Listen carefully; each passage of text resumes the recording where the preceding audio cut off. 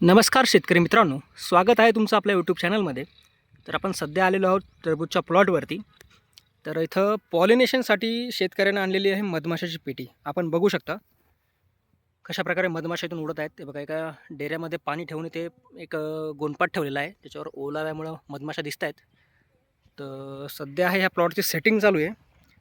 3 जानेवारी रोजी या प्लॉटची लागवड शेतकऱ्यांनी केलेली आहे. रोपे लावलेले आहेत. तर सध्या सेटिंगमध्ये हा प्लॉट आहे. प्लॉटची सेटिंग होऊ राहिली, बघू शकता आपण. तर शेतकऱ्यांना आणलेली ही मधमाशाची पेटी.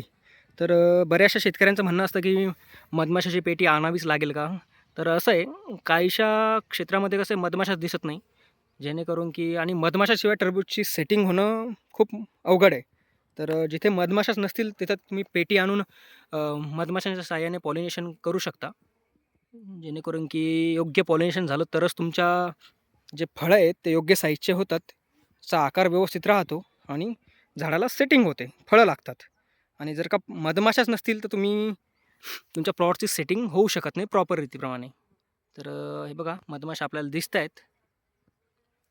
तर एका एकरामध्ये या शेतकऱ्यानं एक पेटी इथं ठेवलेली आहेत. तर या मधमाशा यामधून बाहेर पडतात आणि हे बघा, हे आपल्याला फुलं दिसत आहेत.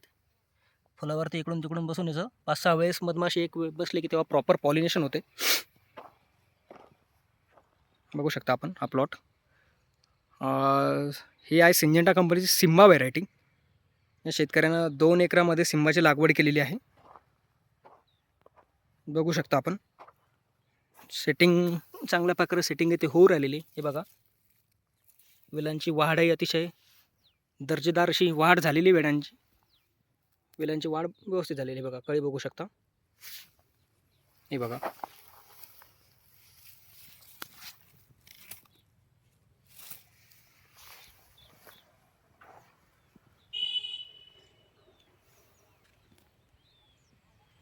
अतिशय चांगल्या कंडिशनमध्ये हा प्लॉट आहे. जवळपास 3 जानेवारीची या प्लॉटची लागवड आहे. त्या मानानं प्लॉट अतिशय व्यवस्थित वाढ प्लॉटची चालू आहे आणि क्वालिटी अतिशय उत्तम आहे. हे बघू शकता सेटिंग.